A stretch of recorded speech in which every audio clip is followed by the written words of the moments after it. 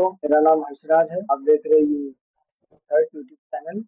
आज के इस पर्टिकुलर लेक्चर में हम संगम एज के बारे में बात करेंगे। इसके अंदर political expansion, politic landscape, society और इंडो रोमन कॉमर्स की बात की जाएगी और पर्टिकुलर डायनेस्टीज को भी कवर किया जाए। इसके अंदर आपको सबसे ज्यादा यूपीएससी के ट्रैप्स कहाँ पर होते हैं वो इंट्रोड्यूस कराया जाएंगे। यूपीएससी किस तरीके से क्वेश्चन फ्रेम करता है वो इंट्रोड्यूस कराया जाएगा। एग्जामिनर के माइंडसेट से पढ़ने के लिए चीजें बहुत ज्यादा इंपॉर्टेंट हो जाए। अगर बात की जाए यूपीएससी ट्रेंड एनालिसिस की, तो 2021 में क्वेश्चन कुछ कम थे और 2026 में हमने क्वेश्चन अभी रिसेंट पेपर में देखे। अगर आपने पीवाईक्यू किए होंगे तो अगर देखा जाए तो उसके अंदर दो क्वेश्चन थे। एक तो चेरा चोला पांड्या वाला जो क्वेश्चन था किंग से रिलेटेड, फिर अमरावती स्तूपा वाला क्वेश्चन था। अगर इनकी बात की जाए तो 2027 में हाईएस्ट प्रोबेबिलिटी हो जाती है संगम से क्वेश्चन आने की, क्योंकि यूपीएससी अब इन डेप्थ एनालिसिस पे फोकस कर रहा है। तो हो सकता है कि संगम से वो क्वेश्चन कुछ अगर सोर्सेज और हिस्टोग्राफी की बात की जाए, संगम जो लाई करता है वो बेसिकली 0 से लेकर 3E और 3BCE के टाइमलाइन में देखा जा सकता है। ये अराउंड आयरन एज थी। और संगम की बात की जाए तो ये करीब करीब 10,000 साल तक का टाइमलाइन मेजर किया जा सकता है। अगर डेटिंग की बात अभी हमने की है तो 3000 बीसीई से 3,300 सीई तक बात की गई है और 10,000 अराउंड 10,000 अप्रोक्सीमेट को डेट किया जा सकता है। अगर केजाड़ी लोकेशन को देखा जाए तो तमिलनाडु जो करेंट रीजन है तमिलनाडु का, उसके करीब करीब में यहाँ पे थे केजाड़ी इंस्क्रिप्शंस और पोएट्री। यहाँ पे इसको आप कनेक्ट कर सकते हो हड़प्पा मोहनजोदारो, क्योंकि यहाँ पर बहुत सारे जो बर्न्ड ब्रिक्स मिले हैं, वेल्स मिले हैं, वेल मैनेज सिस्टम मिला है। ये भी बहुत पुराना इसको एस्टिमेट किया जाता है हिस्टोरियंस के द्वारा। अगर सबसे मेन इंपॉर्टेंट बात की जाए संगम एज की, तो संगम एज का अगर लिटरेरी सोर्स तरीके से देखा जाए तो ये ग्रामेटिकल पिलर है तमिल लैंग्वेज का। स्टाइल, इमोशन, क्लासिफिकेशंस को डिफाइन किया गया है। ऑर्थोग्राफी इसको बेसिकली 3 सेक्शंस में डिवाइड गया। ऑर्थोग्राफी, एटमोलॉजी एंड मेटा, जो बेसिकली अदर लैंग्वेजेस की जो ग्रामर्स होती है उसी से आप इसको कनेक्ट कर सकते हैं कि टोल्कापियन जो है वो अर्लीस्ट ग्रामर है तेलुगु लैंग्वेज। उसके बाद सबसे सेकंड मोस्ट लिटरेरी सोर्स आता है वो है मुचंगम। मुचंगम की बात की जाए तो Muchangam first, second and third. First Muchangam जो था उसके अंदर भगवानों ने इसे अटेंड किया, तो यह मदुरई में कंडक्ट किया गया था। इसके लिटरेरी सोर्सेस हमें नहीं मिलते हैं। ओरली असेंबली, सेकेंड असेंबली की बात की जाए तो सेकेंड असेंबली को जो पेट्रोनेज किया था वो पांड्या रूलर्स ने किया था और ये कड़प्पू डिस्ट्रिक्ट में ऑर्गेनाइज किया गया। और इसमें जो सर्वाइविंग लिटरेरी सोर्स है वो तोलकापियम है, इसके बारे में अभी रिसेंटली बात। अगर थर्ड असेंबली की बात की जाए तो थर्ड असेंबली को कंडक्ट कराया गया था मदुरई, तो इसको भी पेट्रोनेज किया था पांड्या रूलर्स। और सबसे ज्यादा लिटरेरी सोर्सेज हमें थर्ड असेंबली मुचंगम से ही मिलती है। यूपीएससी मुचंगम से क्वेश्चन इसलिए पूछ सकता है कि फर्स्ट और सेकंड और थर्ड है, इनके अंदर वेरिएशन बहुत। अगर इन डेप्थ पूछना रहा यूपीएससी को तो थर्ड असेंबली से बिल्कुल पूछ सकता है कि इसके लिटरेरी सोर्स और उसके राइटर कौन। वो इस टॉपिक को हम इसी स्लाइड में कवर करें। अगर स्टार्टिंग पॉइंट की बात की जाए तो जो मुचंगम थे उसके अंदर अगर सेकंड मुचंगम की मैं बात करूं, सेकंड मुचंगम में तोल्कापियम की बात करूं तो मैं इसको राइट किया था तोल्कापियार में, और ये बेसिकली तमिल ग्रामर है।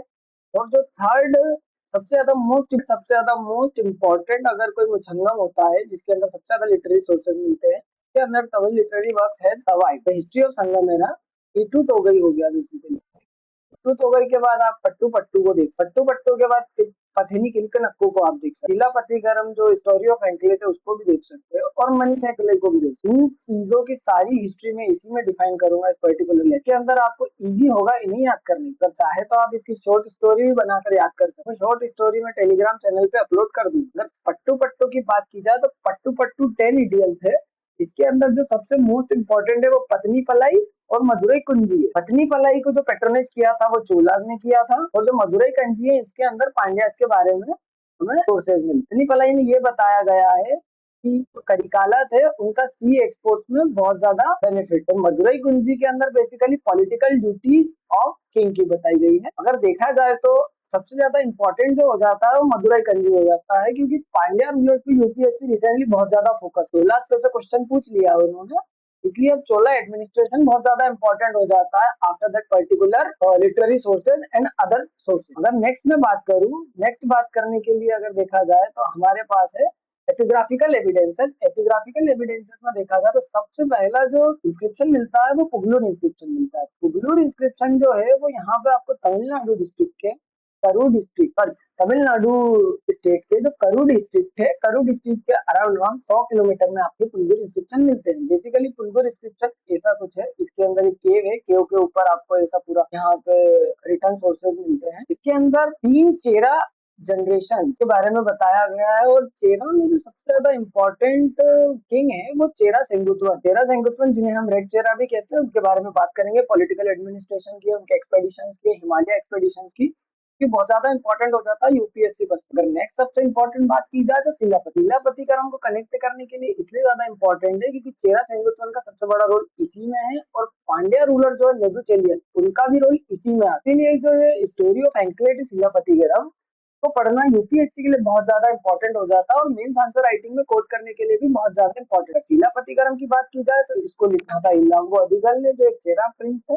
चेरा प्रिंस से मतलब मेरा ये है कि जो चेरा सेंगुतवन जिनके अभी हमने बात की, चेरा सिंह, इनके ही जो ब्रदर थे वो इलांगो अदिगल। अगर इस स्टोरी को बात की जाए सबसे मेन तो Kovalan first character, Kannagi second character, Madhavi third character, fourth character भी है जो कोवलन और माधवी की बेटी है मनी मेघलई, वो भी है कैपिक, भी यूपीएससी के लिए बहुत ज्यादा इंपॉर्टेंट। मैं शॉर्ट स्टोरी में आपको समझाना चाहूँ तो कोवलन कन्नगी से, फिर उसके बाद माइंड चेंज होने के उसने शादी की माधवी। तो क्या हुआ कि जब कोवलन ने शादी की माधवी से, तो उसके बाद उसकी वेल्थ सारी की सारी खत्म हो गई थी। उसके बाद उसको रियलाइजेशन हुआ, तो वो वापस अपनी ओरिजिनल वाइफ जो कन्नगी थी, फर्स्ट वाइफ, उसके पास चला गया। उसके पास जाने के बाद उन्होंने कवेरीपट्टनम जो सिटी थी, जो करेंट डे तमिलनाडु में लाई करती है, उसको छोड़ करके उन्होंने सोचा कि हम दोनों मदुरई चले जाएं। मदुरई जाते के साथ उन्हें यह लगा कि अब वेल्थ के लिए कुछ करना पड़ेगा, बिजनेस स्टार्ट करने के लिए। तो कन्नगी के पास एक एंकलेट उसने कोवलन को दिया, और कोवलन उसे सेल करने के लिए ज्वेलर के पास गया। लेकिन यहाँ पे एक सबसे बड़ा कैच ये आता है कि जो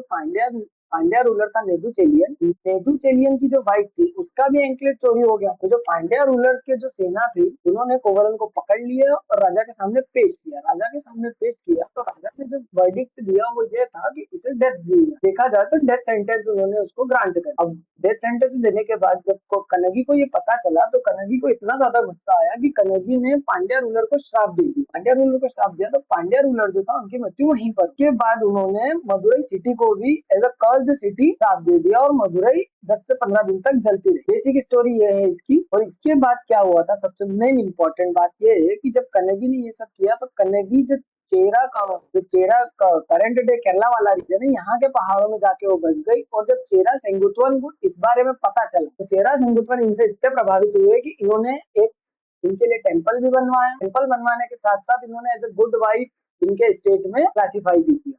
तो इन्होंने बहुत सारे मंदिर बनवाए, और सारे के सारे राजाओं को इनवाइट भी किया था, अदर कंट्रीज के, जो करंट श्रीलंका, जावा, सुमात्रा वाला रीजन। अगर उनको देखा जाए तो उसके अंदर पर्टिकुलरली पत्नी कल्ट की भी चेरा सेंगुतवन ने स्टार्ट किया, जो बेसिकली कन्नगी से रिलेट कर। नेक्स्ट अपन बात करें सबसे ज्यादा इंपॉर्टेंट की, तो मनी मेघले की जो अभी बात की थी हम लोग, वो कोवलन और माधवी की जो डॉटर है, उसी का नाम मनी मेघले है। और मनी मेघले को लिखा है सितलई सतनार। ये बुद्धिस्ट इन्फ्लुएंस है, और शिलापतिगरम जो है वो जैन इन्फ्लुएंस है। ये चीजें आपको याद रखना पड़ेगी, क्योंकि जैनिज्म वाले टॉपिक से फिलोसॉफिकल यूपीएससी ने बहुत ज्यादा पूछे हैं। हाँ, अगर back to the topic Manimekalai की बात की जाए, तो इसके अंदर जो उनकी बेटी थी, उसके सेक्रीफाइसेस को बताया गया है, और उसने क्या एथिकल चीजें, उसने क्या हुनर देखा, इसको बताया गया है। इससे ज्यादा इससे कुछ इंपॉर्टेंट नहीं है। और अगर देखा जाए तो a strong Buddhist philosophical work describing religious debate in the city of Kanchipuram. Kanchipuram Tamil Nadu में लाई करता है, तो आप उसको वहां से कनेक्ट कर सकते हो। फिर उसके बाद अगर मैं बात करूँ तो एंशिएंट इपिक्स की बात की जाए, तो शिवाजी संगामी ये Jain philosophical point of view से बहुत ज्यादा इंपॉर्टेंट हो जाती है। उसके बाद कुंडल केसी की बात में अगर बात करूँ, तो ये भी फिलोसॉफिकल पॉइंट से इंपॉर्टेंट हो जाती है, बट इसमें बुद्धिस्ट कैच अगर आप देखेंगे तो ये जैन है और ये बुद्धिस्ट। और वलय पिट्ठी की बात की जाए तो जैन ओरिजिन से जो नॉन वायलेंस और एथिकल डोमेस्टिक वर्च्यूज बताए गए, उसी के अंदर इसको डिफाइन किया। यूपीएससी के लिए सबसे ज्यादा इंपॉर्टेंट हो जाता है, यूपीएससी ट्रैप बना देगा कि Sivaga is related to Jain philosophy और Buddhist philosophy. Same to same Kundal Keshi से भी कर सकता है, बुद्धिस्ट है या जैन। और वलय पिट्ठी भी क्या, अगर देखा जाए तो आप इसको ऐसे याद कर सकते हैं कि एसवी जैन। अगर आपने ये याद कर लिया तो आप ऑटोमेटिकली कुंडल केशी कर सकते हैं। अगर बात की जाए नेक्स्ट टॉपिक की, तो नेक्स्ट टॉपिक लिटरेरी सोर्सेज जो अकाउंट्स मिलते हैं, एक और सोर्स मिलता है वो ग्रीको रोमन ट्रेड से मिलता है। क्योंकि ग्रीक्स जो थे वो ब्लैक पेपर के लिए बहुत ज्यादा ट्रेवल किया करते थे और बिजनेस करने के लिए वो यहाँ से एक्सपोर्ट किया करते थे। सबसे अर्लीस्ट इंस्क्रिप्शन के अकॉर्डिंग अगर देखा जाए तो उनमें ये बताया गया है कि जो पोर्ट सिटीज थी नियर बाय चेरा, पांड्या और गोला की, उनके अंदर ग्रीको रोमन का प्रेजेंस मिलता है, क्योंकि उसके अंदर वयना कॉलोनीज को भी डिफाइन किया गया। बेसिकली ये वयना कॉलोनीज जो है इसके अंदर जो बाहर से लोग आते थे वो यहाँ पर रुकते थे और उनका ट्रेड कॉमर्स करने के बाद वो यहाँ से चले जाते थे। बेसिकली ये एक होटल जैसा काम किया था। Back to the topic, king Augustus जो थे ग्रीक के, किंग अगस्टस की जो कॉइन वो इसके अंदर मिले हैं पोर्ट सिटीज में। म्यूसिली वाला रीजन जो है, म्यूसिली वाला जो रीजन है उसके अराउंड अराउंड में यहाँ पर किंग अगस्टस के सबसे ज्यादा कॉइन्स मिले हैं। तो इससे भी एक सबसे ज्यादा इंपॉर्टेंट सोर्स मिलता है कि जो ग्रीक रोमन और ट्रेड था वो बहुत ज्यादा फ्लरिश कर रहा था इस पर्टिकुलर टाइम लाइन। और नेक्स्ट अगर बात की जाए तो ड्रेन ऑफ वेल्थ जो थ्योरी है, ड्रेन ऑफ वेल्थ थ्योरी को भी अंदर ये डिफाइन किया गया है कि जो सारा की सारा रोम का गोल्ड था वो पर्टिकुलरली इस साउथ वाले रीजन में कंसोलिडेटेड, क्योंकि यहाँ से ब्लैक पेपर, म्यूसली और ये सारे जो स्पाइसेस वाला पार्ट था वो सारा की सारा एक्सपोर्ट हो रहा था ग्रीक में एक्सपोर्ट होने के कारण ग्रीक का जो पूरा की पूरा गोल्ड था वो इधर कंसोलिडेट हो रहा था, इसलिए इसे ड्रेन ऑफ वेल्थ थ्योरी भी कहा जाता है। That's it for this particular topic. Next अगर बात की जाए तो एक और इंस्क्रिप्शन और एक और लिटरेरी सोर्स मिलता है संगम एज का, वो है अशोकन एडिक्ट। अशोका को जो 13th रॉक एडिक्ट है और जो सेकंड रॉक एडिक्ट है उसके अंदर उन्होंने बात की है चोला, पांड्या, सत्यपुत्रा और केरला पुत्रस को ही चेरास कहा जाता है। इसके अंदर इनके सबसे ज्यादा इंस्क्रिप्शंस में संगम एज से रिलेटेड और साउथ इंडियन किंगडम से रिलेटेड एविडेंसेस मिलते हैं। नेक्स्ट अगर बात करें तो हाथी गुम्फा इंस्क्रिप्शन, हाथी गुम्फा इंस्क्रिप्शन को जो किंग खारवेला थे उड़ीसा के कलिंग युद्ध के टाइम पे उन्होंने उसी को लिखा था, कि जिसके अंदर उन्होंने defeating powerful confederacy of Tamil king, उसके अंदर उन्होंने ये बताया है कि उन्होंने डिफीट किया है तमिलनाडु के कुछ किंगडम्स को। इससे अर्लीस्ट सोर्स मिलते हैं कि संगम एज के टाइमलाइन में कौन कौन से राजा और कौन कौन से नहीं। तो crucial to conference with external links to fetch top score, अगर आप चाहे, अगर मेन आंसर राइटिंग में अगर आप चाहे तो इस पर्टिकुलर टॉपिक को आप ऐड कर सकते हैं। आपका जो सोर्स रहेगा वो बहुत ज्यादा, एग्जामिनर खुश होगा कि आपको इन सब चीजों के बारे में पता, क्योंकि यूपीएससी एग्जाम्पल बेसिस पे आप मेन आंसर राइटिंग करेंगे तो ज्यादा बेनिफिशियल रहेगा रादर देन फैक्चुअल। भी आपको ऐड करना है बट इट डजंट मीन कि आप एग्जांपल्स और ये सारी चीजें कोट, अगर आप कोट कर रहे हो अशोकन एडिक्ट्स को तो उसकी लोकेशन ऐड कर दीजिए पर्टिकुलरली और उसके अंदर क्या क्या लिखा है वो डिफाइन कर दीजिए। बैक टू द टॉपिक, केजाड़ी साइड क्रोनोलॉजी की अगर बात की जाए तो केजाड़ी साइड जो है वो मदुरई के पास लाई करता है। इसकी अगर कार्बन डेट किया जाए तो 580 बीसी के अराउंड अराउंड है। इसको आप हड़प्पा वाले एंगल से भी लिंक कर सकते हो, क्योंकि इसके अंदर वेल ड्रेन सिस्टम मिलता है, फिर पोल्ट्री मिलती है, फिर उसके बाद देखा जाए तो ब्रिक्स मिलते हैं, वेल ड्रेनेज सिस्टम मिलता है। इसलिए ये बहुत ज्यादा इंपॉर्टेंट हो जाता है संगम एज के लिए, क्योंकि संगम एज के अर्लीस्ट एविडेंस बताता है कि वहाँ के लोग कितने ज्यादा टेक्नोलॉजिकल एडवांस थे और इंजीनियरिंग मार्वल्स आप देख सकते हैं। तमिलनाडु में इंजीनियरिंग मार्वल्स बहुत सारे हैं, मंदिर की करेंगे नेक्स्ट टॉपिक में, क्योंकि वहां पर क्या होता है कि जो द्रविडियन और नागरा स्टाइल बहुत ज्यादा फ्लरिश करता है और स्टार्टिंग से लेकर लास्ट तक वो टेम्पल सर्वाइव करते हैं by the Chola, Pandya and Cheras and Vijayanagara empire के बारे में पर्टिकुलर वीडियो में बात करें। Next come to the Arikamedu. अभी जिस बारे में बात करी थी हमने यमुना कॉलोनी, बेसिकली ये होटल है और होटल को ही संगम एज में अरिकामेडू कहा जाता था, कि the site confirms a permanent settlement of western trade. जिस बारे में हमने बात की रोमन कॉइन्स की, किंग अगस्टस के टाइम की बात है, और स्टैम्प्ड पोएट्री भी अगर मिली है ऐड कर सकते हैं आप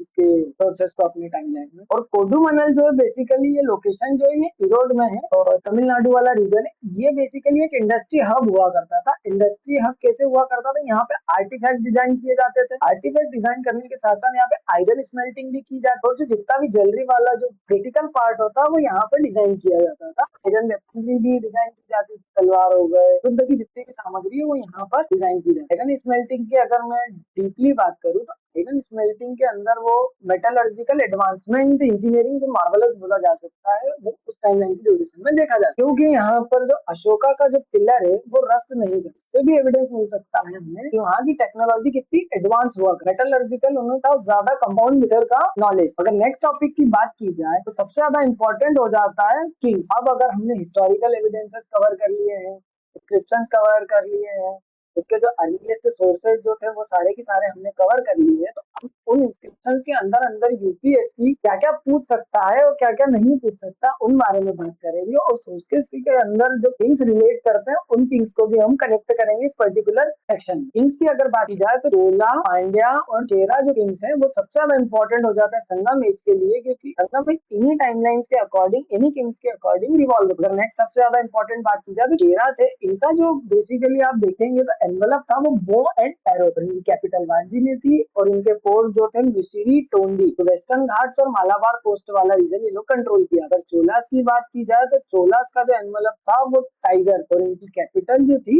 वो उरियूर थी, ये वाला रीजन। और की पोर्ट सिटी जो थी इनकी वो कावेरी पट्टनम थी, जिसे हमने शिलापतिगरम एपिक में बात भी की थी कि कोवलन और कनगी पहले कावेरी पट्टनम में रहा करते थे, उसके बाद वो लोग शिफ्ट हुए वहां पर। और अगर पांड्या रूलर्स की बात की जाए तो पांड्या रूलर्स मदुराई वाले रीजन में रूल किया करते थे और इनकी कैपिटल भी मदुराई ही थी। और इनका जो की पोर्ट था वो कोरकई पोर्ट था, बेसिकली वो यहाँ पर लाई करता। और पर्ल सबसे ज्यादा पांड्या रूलर्स के टाइम पे हुए थे, तो मेगास्थनीज ने कोट किया था कि ये पर्ल सिटी है, पर्ल स्टेट। बेसिकली आप लोग इसके अंदर देख सकते हो कि साउदर्न पर्ल कोस्ट, क्योंकि सबसे ज्यादा कोरल रीफ्स और ये वाले जो रिच्ड बायोडाइवर्सिटी वो यहीं पे मिलती है, तो पर्ल्स का मिलना भी यहाँ पर बहुत ज्यादा इजी हो जाता है, क्योंकि पांड्या रूलर्स यहाँ पे रूल किया करते थे। डीपली चेरास की बात की जाए तो जो मॉडर्न डे केरला है और तमिलनाडु है, वेस्टर्न मार्जिन, वहां पर चेरास रूल किया करते थे।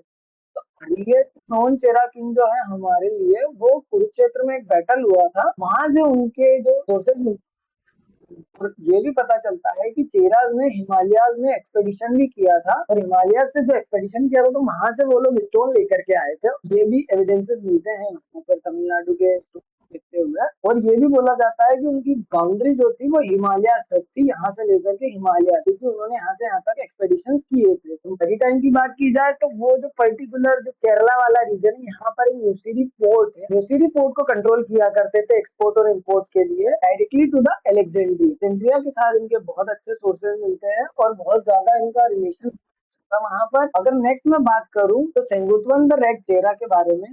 रेड चेरा की हमने अभी रिसेंटली शिलापतिगरम एपिक में बात की थी, क्योंकि यहाँ पर इन्होंने क्या किया था, शिलापतिगरम को पेट्रोनाइज किया था।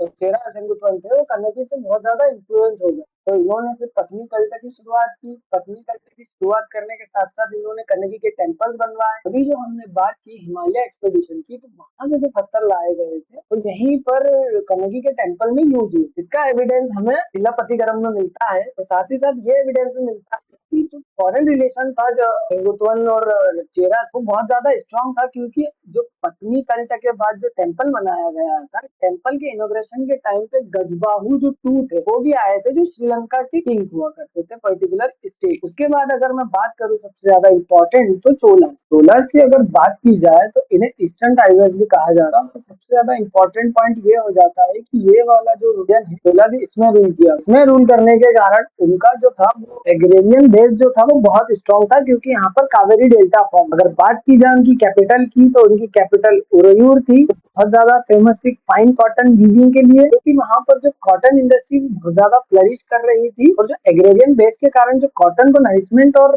बाकी सारी चीजें मिलना चाहिए वो बहुत ज्यादा मिल रही थी कावेरी डेल्टा। और चोलास में जो सबसे ज्यादा इंपॉर्टेंट किंग होते हैं वो करिकाला, इन्होंने कलिंग डैम बनवाया था और बैटल ऑफ वेनी को भी जीता था इन्होंने by defeating a joint army of Pandya, Chera and 11 tributary chief. अगर नेक्स्ट में बात करूं इनकी इंजीनियरिंग मार्वल्स की, तो इनका देख सकते हैं कि जो इन्होंने कलानी डैम बनवाया था वो इतना ज्यादा मतलब इंजीनियरिंग मार्वल है, इसको आज भी देखा जा सकता है। और आज भी उसके नियर बाय एक अलग से गवर्नमेंट ऑफ इंडिया ने इनिशिएटिव लॉन्च किया है बेकमेन से रिलेटेड। नेक्स्ट अगर आप बात की जाए तो पांड्या रूलर्स की। पांड्या रूलर्स आपको याद होगा जब शिलापतिगरम में जो कन्नगी ने श्राप दिया था, कन्नगी ने श्राप दिया था नेदुचेलियन। नेदुचेलियन सबसे ज्यादा इंपॉर्टेंट इसलिए हो जाते हैं क्योंकि ये टाइमलाइन जो थी उनके अराउंड रिवॉल्व करती है, और सबसे ज्यादा ग्रेटेस्ट रूलर पांड्या के उन्हीं को माना जाता है, क्योंकि उन्हीं ने ही बहुत ज्यादा एक्सपेडिशंस किए थे अराउंड, और उनके टाइम पे सबसे ज्यादा रोमन, ग्रीक और ये सारी चीजें मिलती है। उनके कॉइन्स भी बहुत ज्यादा जगहों पर मिलते हैं।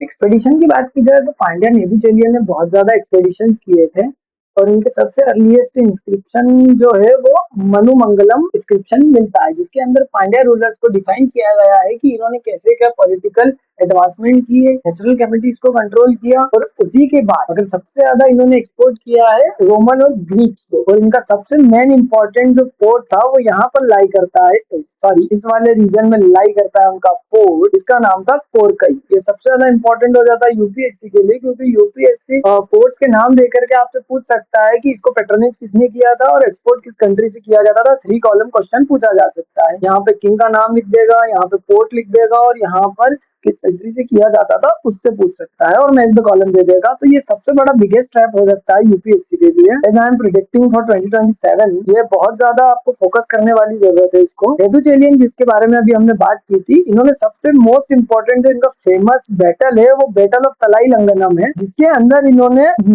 चेरा और चोला और उनके जो 5 चीफ्स थे उनको हराया और इन्होंने यहाँ पर जीत उनकी दर्ज करी थी, stabilising a total Pandyan supremacy.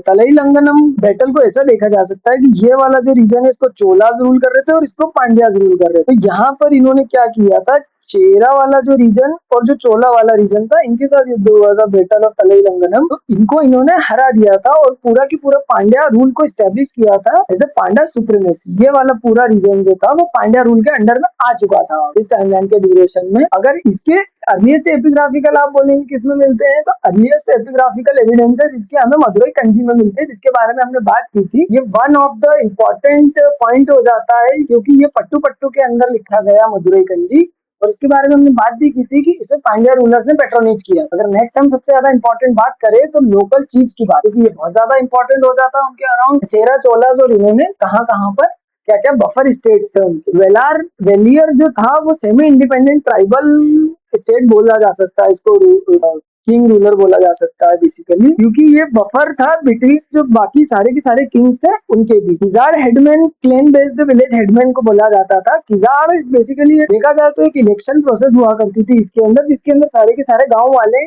Box रहता था। उस बॉक्स के अंदर उन्हें जो चीज चाहिए होता था उसका नाम देते थे और नाम को उसको खोला जाता था। और इनके जो रूल्स थे वो बहुत ज्यादा स्ट्रिक्टेड थे कि जो कोई भी होगा, मान के चलिए कोई इलीगल प्रैक्टिसेस में इन्वॉल्व है, किसी ने कुछ गलत किया है, तो उन्हें एक्सक्लूड किया जाता था एज अ कंडक्टिंग इलेक्शन। जैसे आज के टाइमलाइन में हम पीपल एक 1950 और 1951 को देखते हैं, जिसके अंदर जो नॉमिनेशन फॉर्म भरा जाता है उसकी जो इंक्वायरी होती है, बेसिकली ये किजार जो हेडमैन हुआ करता था उसी तरीके से इसका चुनाव इसके अराउंड में, क्योंकि यहाँ पर ही हमें सबसे ज्यादा एविडेंसेस मिलते हैं कास्ट सिस्टम से रिलेटेड, स्टेटस ऑफ वुमन से रिलेटेड और जो लैंडस्केप हुआ करते थे वहां पर उनके एविडेंसेस मिलते हैं। और उसी को हम इस पर्टिकुलर टॉपिक को कवर करने की कोशिश करेंगे, क्योंकि यहाँ पर ये सबसे ज्यादा इंपॉर्टेंट इसलिए हो जाता है क्योंकि यूपीएससी सोसाइटी कल्चर लैंडस्केप से क्वेश्चन प्रीलिम्स में भी पूछ सकता है और मेंस में भी पूछ सकता है, क्योंकि यहाँ पर मैच द कॉलम बनाने के लिए, स्टेटमेंट वाइज बनाने के लिए सबसे ज्यादा इजी हो जाता है यूपीएससी के लिए as examiner point of view, क्योंकि यहाँ से वो आपको इजीली कंफ्यूज कर सकता है कुछ भी तरीका। मान के चलिए यहाँ पे 3 कॉलम क्वेश्चन दे दिया, यहाँ पे कुछ दे दे, यहाँ पे कुछ दे दे, यहाँ पे कुछ डिफरेंट ही दे दी, ओनली 1 ओनली 2 ओनली 3 में पूछ लेगा। एलिमिनेशन ट्रिक लग नहीं रहा है अभी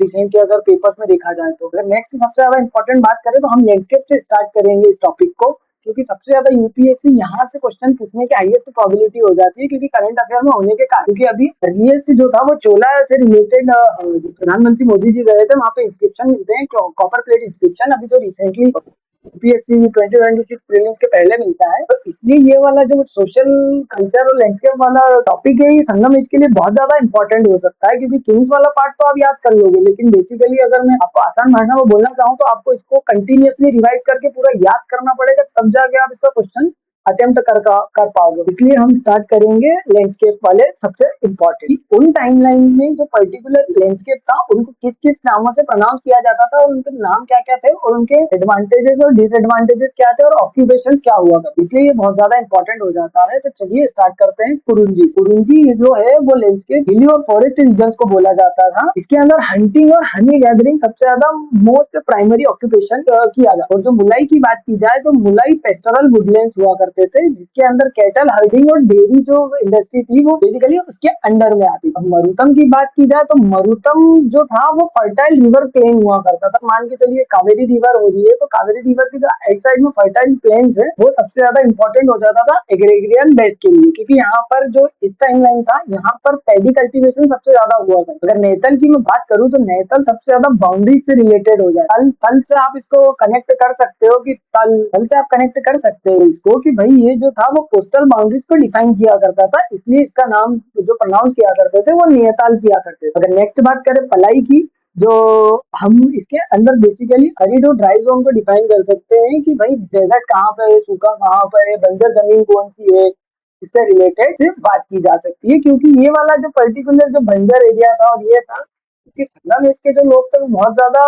बुद्धिजीवी बोल सकते हैं उनको लोग थे, इसलिए वहां पर जो वो वाली जो लैंड थी उसको वो हाईवे के लिए यूज किया करते। तो सबसे ज्यादा इंपॉर्टेंट ये लैंडस्केप हो जाते हैं, क्योंकि यूपीएससी देखिए आप यहाँ पे जो मैंने पीपीटी डिजाइन करी है, आप इसको ही अगर कॉलम में डिजाइन करेंगे तो ये 4 कॉलम क्वेश्चन बन जाए। भाई मान के चलिए कुरुंजी था, कुरुंजी को उसने यहाँ पे कुरुंजी के सामने ये लिख दिया, फिर उसके सामने ये लिख दिया, फिर उसके सामने ये लिख दिया, तो ये गलत हो जाएगा ना। इसके लिए आपको ये टेबल का आप स्क्रीनशॉट ले लीजिएगा, ये सबसे ज्यादा इंपॉर्टेंट हो जाता है, क्योंकि आपको इसको बार बार रिवाइज करना पड़ेगा। यूपीएससी स्टेटमेंट में भी बना के क्वेश्चन पूछ सकता है। जैसे कि अब हम फिर से एक बार इसको डीपली जाके रिवाइज कर लेते हैं। कुरुंजी बेसिकली माउंटेनियस जो रीजन था, माउंटेनियस रीजन के साथ साथ जो हंटिंग और गैदरिंग हुआ करती थी वो माउंटेन रीजन में हुआ करती थी। और मुंबई की बात की जाए तो पेस्टल और जो डेयरी इंडस्ट्री थी उसके बारे में बात की गई थी, हमने इस पर्टिकुलर अभी रिसेंट डिफाइन किया था। मरुतम और नियतल, मरुतर रिवर प्लेन्स को हो गया, एग्रीगेरियन बेस को कर दिया। तो नेदर जो था हमारा वो कोस्टल रीजन वाला था, और जो पलई था वो हाईवे और बंजर जमीन से रिलेटेड था, क्योंकि यहाँ पर सबसे ज्यादा रॉबरी और इसका डर बहुत ज्यादा हुआ। सोशल स्ट्रेटिफिकेशन की अगर बात करें, सोशल स्ट्रेटिफिकेशन भी बहुत ज्यादा इंपॉर्टेंट हो जाता है, क्योंकि इससे भी रिलेटेड यूपीएससी क्वेश्चन पूछता है। जैसे अरासर हो गया, अंथगर हो गया, वनीगर हो गया, वेलार हो गया। इसलिए हम इसको डेप्थ में पढ़ने की कोशिश करेंगे कि जो अरासर हुआ करता था, जो रूलिंग क्लास थी, वो पॉलिटिकल कंट्रोल, लीडरशिप और लीगल रूलिंग से रिलेटेड अरसर। अरसर से क्वेश्चन ये बन सकता है कि Arasar terms means to define अरेटर टर्म, या फिर मेंस के क्वेश्चन में ये 2 स्ट्रेटिफिकेशन में पूछ सकता है आपसे कि पहले तो आप किंग्स के बारे में बताइए, फिर सोशल स्ट्रेटिफिकेशन के बारे में बताइए, और करंट अफेयर में उसका क्या लिंकेज है, इससे क्या रिलेट कर सकते हैं वो बेसिकली इसको रूलिंग क्लास बोला जा सकता है अरसर। अंथर की बात करें तो अंथर जो एक बेसिकली लिटरेचर वर्क्स के अंदर आते हैं, और अरथर अंथर हुआ करते थे, ये जो किंग के एडवाइजर्स हुआ करते थे उनको बोला जाता था। जैसे आज के टाइम पे प्रधानमंत्री नरेंद्र मोदी जी की जो एडवाइजरी काउंसिल है, नेशनल एडवाइजरी काउंसिल है, वैसे ही उस टाइम पे जो एडवाइजरी काउंसिल हुआ करती थी उसको अंथर बोला जाता है। और वनीगर की बात करें तो ये dynamic domestic and merchant guild driving current circulation है। बेसिकली ये वनीगर मतलब बैंक, बैंक से आप कनेक्ट कर सकते हैं कि इसके अंदर जो मर्चेंट ट्रेड किया करते थे वो किस प्रकार से किया करते थे। तो यूपीएससी क्वेश्चन बना सकता है कि guild driving circulation is related to Arasar, Anthanar, Vanigar, Velar. ठीक है, अब नेक्स्ट अगर मैं वेलार की बात करूं तो ये लैंड ओनिंग है, जो रिच के पास हुआ करती थी, जो रिच लैंडलॉर्ड्स थे उनके पास हुआ करती थी जो लैंड, उसको ही वेलार लैंड्स कहा जाता था। कल्चर स्ट्रेटिफिकेशन में अगर फीमेल्स की बात की जाए तो फीमेल का जो स्टेटस था वो बहुत ही ज्यादा अच्छा था, क्योंकि यहाँ पर हमें तमिलकम जो है उसके अंदर एविडेंसेस मिलते हैं बहुत ज्यादा कि जो इनकी स्टेटस था वो बहुत अच्छा था, और किसी को डिलीव नहीं किया जाता था वहां पर। बेसिकली अगर over 50 female birds compose timeless poetry संग इन रॉयल असेंबली, ये भी बोला जा सकता है इसे। और अवियार जो था वो celebrated for her deep wisdom, moral कपेट and diplomatic intervention between king. मतलब मान के चलिए आपकी फीमेल्स का जो स्टेटस था वो बहुत अच्छा था, क्योंकि वो डायरेक्टली लिंक हो जाती थी किंग्स के साथ। अगर किंग्स के साथ लिंक हो रही है तो वुमन एम्पावरमेंट को सबसे ज्यादा पेट्रोनिज किया करते थे, और वुमन एम्पावरमेंट को सबसे ज्यादा आगे बढ़ाने की उनकी कोशिश थी। इसीलिए बोला जा सकता है कि वुमेन्स की जो पार्टिसिपेशन था बहुत ज्यादा था, और जो उनका स्टेटस था वो भी बहुत अच्छा था। अगर चल फ्रीडम की बात की जाए तो क्लासिकल जो पोएट्री डॉक्यूमेंट है उसके अंदर बताया जाता है कि जो वुमेन थी उनको सेल्फ चॉइस की इंडिपेंडेंसी थी, और प्री मेटेरियल लव मैरिज भी हुआ करती। अगर बात की जाए विडोहुड एंड सती की, तो despite literary freedom widows have faced several social ostracism, sati was a common among normal military camp. Sati जो थी वो सबसे ज्यादा कॉमन थी, जो बड़े लोग हुआ करते थे, नोबल्स हुआ करते थे, उनके भी। तो ग्राउंड रियलिटी पे तो वो इतना ज्यादा प्रॉस्परस नहीं हुआ करता था, क्योंकि भाई मान के चलिए जो सती है, सती कराना रहेगी तो बेचारे छोटे छोटे लोग क्यों कराएंगे, क्योंकि उनको तो सर्वाइव करने के लिए चीजें चाहिए, लोग चाहिए। भाई मान के चलिए कोई एग्रीकल्चर फैमिली है और उसका हस्बैंड मर गया तो उसके बच्चों का पालन पोषण कौन करे। तो सती प्रैक्टिस जो नीचे देखी जाए तो बहुत ज्यादा नहीं थी, नोबल क्लासेस में सबसे ज्यादा हुआ करती थी। और बार्ड्स और म्यूजिक परफॉर्मेंस की भी अगर बात की जाए तो उनके नाम यहाँ पर दिए गए हैं। ये यूपीएससी के लिए इतना ज्यादा अभी इंपॉर्टेंट नहीं है, इसको आर्ट एंड कल्चर में हम लोग कवर करेंगे, लेकिन तब भी आप लोग देखना चाहे तो देख सकते हैं कि पनार और व्याज, टेराकोटू हो गया, ये सारी चीजें इंपॉर्टेंट है, बट ये आर्ट एंड कल्चर के पॉइंट ऑफ व्यू से इंपॉर्टेंट है। म्यूजिक से यूपीएससी बहुत क्वेश्चन था, जैसे अभी एक घराना पूछा था उसने 2026 के पेपर में, और 23 के पेपर में भी था। अगर नेक्स्ट टॉपिक की मैं बात करूँ तो नदुकल। नदुकल बेसिकली एक हीरो स्टोन हुआ करता था जो अपने गांव के लिए जिन्होंने कुछ सेक्रीफाइस किया है या तो फिर जिन्होंने कुछ एक बहुत अच्छा इंपॉर्टेंट काम किया अपने गांव के लिए, तो उसी लिए उसको नदुकल हीरो स्टोन किया जाता था कि उनके नाम का जो स्टोन था वो गाड़ा जाता था एज ए स्टेट, इसलिए ये बहुत ज्यादा इंपॉर्टेंट हो जाता है। संगम एज में अगर इकोनॉमिक इंजन की बात की जाए तो इकोनॉमी कैसे वहां पर सर्वाइव की, कैसे उन्होंने फ्लरिश किया, तो वो इस टॉपिक में हम कवर करने की कोशिश करेंगे। Analysing wet paddy cultivation, craft guild, global Indo Roman sea to, क्योंकि इकोनॉमी भी बहुत ज्यादा इंपॉर्टेंट हो जाती है संगम एज के इस टॉपिक पर्टिकुलर वीडियो के लिए। हम ग्रेडियंट और पेस्टोरल फाउंडेशन से स्टार्ट करेंगे। तो पेडी कल्टीवेशन जिसकी हमने बात की थी वो बहुत ज्यादा इंपॉर्टेंट हो जाता है क्योंकि वहां पर जो नीचे साउथ इंडिया में जो रिवर्स फ्लो करती है वो बहुत ज्यादा फर्टाइल लैंड हुआ करती थी और अभी भी है, इसलिए वहां पर जो एग्रीकल्चर और एग्रीरियन बेस था वो बहुत ज्यादा फ्लरिश कर रहा। जैसे कि आप देखेंगे कि जो फर्टाइल लैंड थी मरुतम रिवर वैली के अराउंड अराउंड में, वहां पर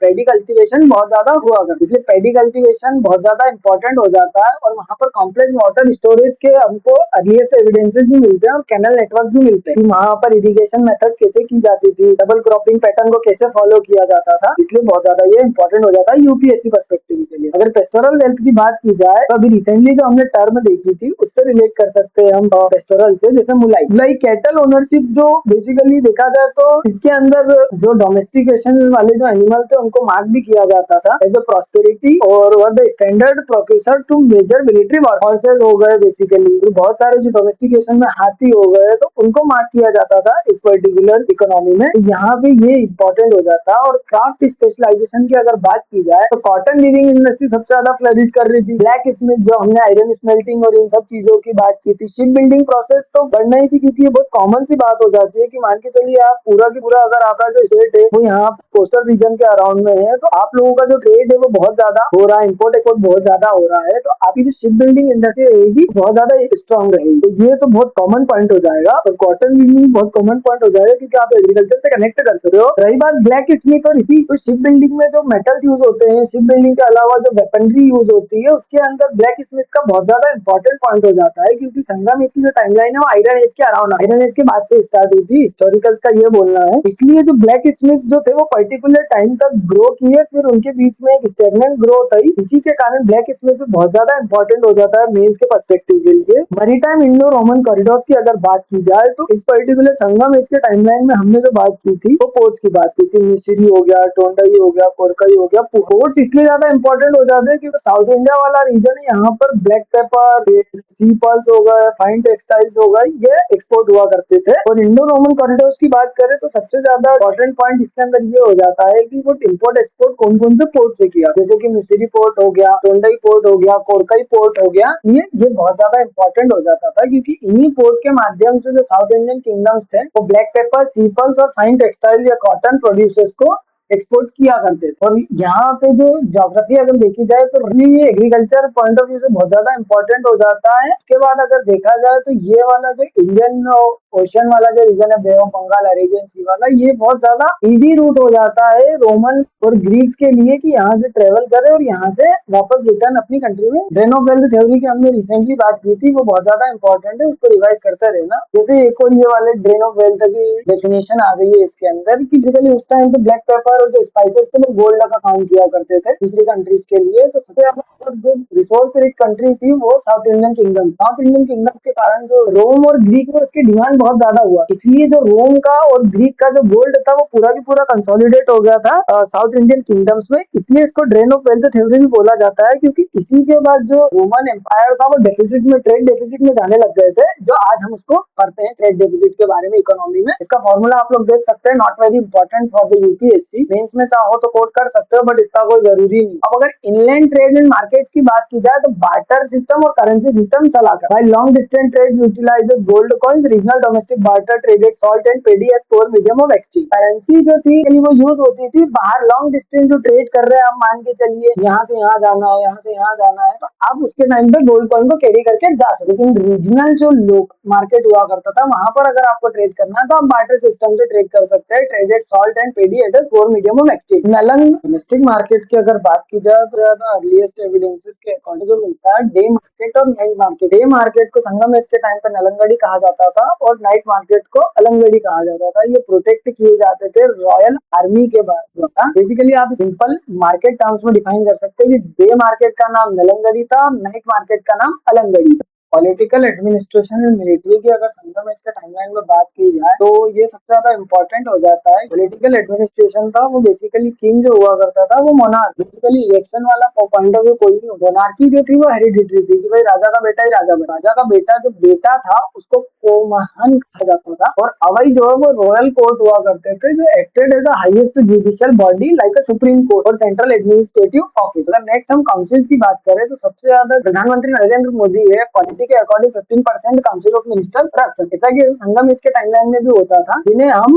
देख सकते हैं कि 5 काउंसिल बॉडी हुआ करती थी जिसके अंदर अमित मतलब मिनिस्टर जो एडवाइजिंग ऑन जनरल गवर्नेंस को कहा जाता था और अंतनाद जो था वो प्रीस्ट और जो एडवाइजिंग बॉडी लीगल कोर्ट जो लॉ मिनिस्टर हुआ करते थे उन्हें अंतनाद कहा। और सेनापति तो सभी को बहुत कॉमन वर्ड हो गया है। जो मिलिट्री को जो हेड करता था मिलिट्री कमांडर उसे सेनापति कहा जाता है। और तुथुर जो है वो डिप्लोमेट्स हुआ करते थे, फॉरेन डिप्लोमेट, जैसे आज हमारे जो करंट मिनिस्टर है एस जयशंकर सर। जैसा कि वैसा उस टाइम पे जो मिनिस्टर्स हुआ करते थे जो डिप्लोमेटिक रिलेशंस को हैंडल करते थे उन्हें थुथुर कहा जाता है। ओरार की बात की जाए तो ओरार एक स्पाई इंटेलिजेंस हेड हुआ करता था। जैसे रॉ और आईबी के चीफ हुआ करते हैं आज के समय पे, वैसे की वैसे ओरार हुआ करते थे उस टाइम में संगम एज के टाइम पे। तो ध्यान रखते थे कि राइवल चीफ्स क्या कर रहे हैं, पब्लिक मोरल सही है नहीं है, किंग को खतरा तो नहीं है, ये सारी चीजें उसके अंदर किया। रेवेन्यू सिस्टम और एग्जीक्यूटिव बॉडीज की अगर बात की जाए तो जो टैक्स कलेक्शन बॉडी हुआ करती थी संगम एज के टाइमलाइन में उसे पेरेयम कहा जाता था। जो 8 मेंबर बॉडीज हुआ करती थी जो पूरा की पूरा लेखा जोखा रखती थी कि वहां पर कौन से स्टेट से कितना टैक्स कलेक्ट हुआ है, कितने म्युनिसिपल से कितना कलेक्ट हुआ है और उसको कहाँ कहाँ के डेवलपमेंट चीजों में लगाना है, ये किंग को रिकमेंडेशन दिया करते थे at the time of the Sangam. और एक मॉडल ये भी हुआ करता था वहां पर कि कराई कराई बेसिकली एक लैंड टैक्स हुआ करता था जो एग्रीकल्चर हार्वेस्ट पे लिया जाता था। की जाए नेक्स्ट तो मिलिट्री माइट एंड कोडीमरम की अगर बात की जाए तो जो ये स्टेट है और एक ये स्टेट, तो यहाँ पर जो अपनी स्टेट हुआ करती थी उसको एक ट्री मेंटेन करना होता था एज अ स्टेट अथॉरिटी। ये किंग है ये किंग है और यहाँ पे उसकी जो ट्री है तो ये इसको मेंटेन करेगा। अगर मान के चलिए इसने युद्ध किया तो अगर जीतने के बाद वो इस ट्री को काट के उसके ड्रम बनाएंगे तो इसका मतलब हो चुका है कि वो पूरा की पूरा जो एरिया है उसे जीत चुके हैं। इससे ज्यादा यूपीएससी के लिए कुछ ज्यादा इंपॉर्टेंट नहीं है। कोडीमरम को इसी के साथ आप कोट कर सकते हैं कि रेट है यहाँ पर ट्री है, तो अगर मिलिट्री ने इस पे आक्रमण करा तो ये वाला जो ट्री है उसको काट के ये वाली मिलिट्री ड्रम बनाएगी और ड्रम को बजाएगी। इसका मतलब ये है कि वो कंप्लीट विक्ट्री हो चुकी है। अगर संगम एज के डिक्लाइन की बात की जाए तो कालभरा डायनेस्टी के पहले पहले और कालभरा डायनेस्टी आफ्टर आई थी उसके, देखिए 300 के लिए जीरो आएगा, फिर उसके बाद 300 यहाँ के अराउंड में यहाँ से लेकर के यहाँ तक जो रूल किया था वो 550 एडी तक कालभरा डायनेस्टी ने रूल की। इसके बाद कुछ एविडेंस मिलते नहीं है कि डायनेस्टी को ही तो डार्क एज भी कहा जाता है। ऐसे ही अमेजिंग कंटेंट्स के लिए आप यूपीएससी के थर्ड्स को फॉलो कर सकते हैं यूट्यूब चैनल पे और टेलीग्राम पर भी फॉलो कर सकते हैं इस पीडीएफ को डाउनलोड करने के लिए और मेंस आंसर राइटिंग से रिलेटेड। इस पीडीएफ के अंदर मैंने आपको पर्टिकुलरली प्रीलिम्स के जो क्वेश्चन है वो दिए हैं और उसी के साथ साथ मेंस आंसर राइटिंग का स्ट्रक्चर भी दिया है कि आपको आंसर राइटिंग कैसे लिखना है। क्वेश्चन भी दिया, आप इस क्वेश्चन को अटेंड करिएगा। 15 मार्क्स का क्वेश्चन है, 250 वर्ड में लिखना है। आप इसको मेरे टेलीग्राम चैनल या व्हाट्सएप चैनल पे भी जा करके अपलोड कर सकते हैं। मैं पर्सनली उसे चेक करके आपको रिटर्न कर दूँ। Thank you and have a nice